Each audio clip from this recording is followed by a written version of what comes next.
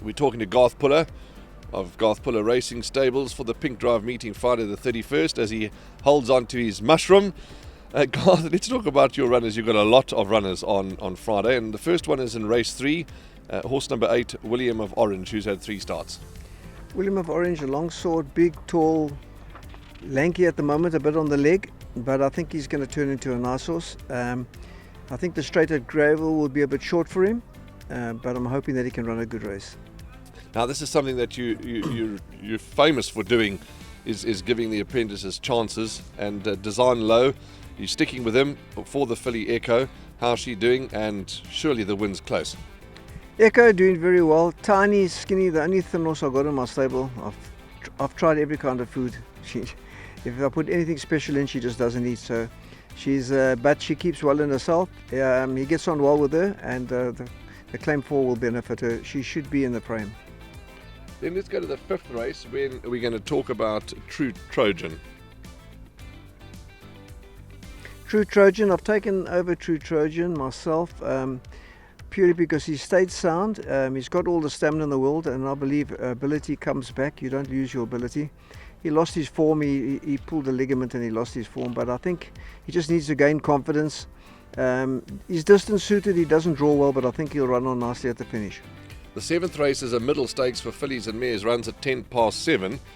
You've got from the best gate a Yui who's never far off them, Garth. A Yui, yes, she's just got to come out. She's a little bit naughty in the pens. She's just got to come out running. She probably prefer down the straight, Sean said she thinks, but she has won at Greyville. I think she's in between her African horse sickness injections, so it's been a little bit tough giving them a week off and a week off, but being a small filly and slight and over 1,000 metres, running fresh will suit her. Then the 8th race, which is the Hollywood Foundation B Stakes over 1,400. You've got 2 runners. Let's begin with Queuing. He'll get some weight off his back.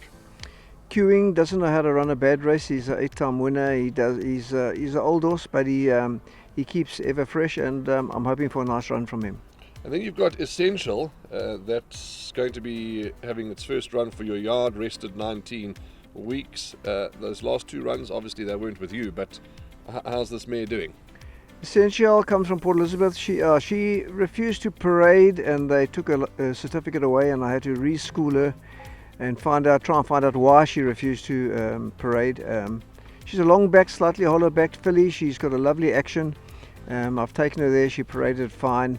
I think she's going to need it. Well, I know she's going to need it and further. She's a filly that's run third to that filly of Besses that ran 5th in the July. So a very good, her form is good. She's got a little bit of black top.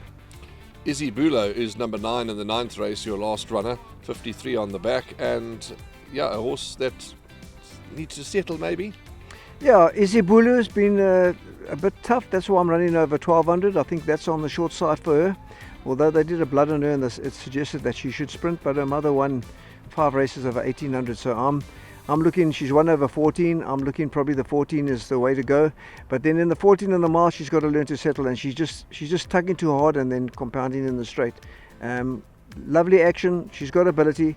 She's also in between her African horse sickness injections, and she's probably just going to need it. Garth, lovely chatting as always. Your feedback is much appreciated. Thank you.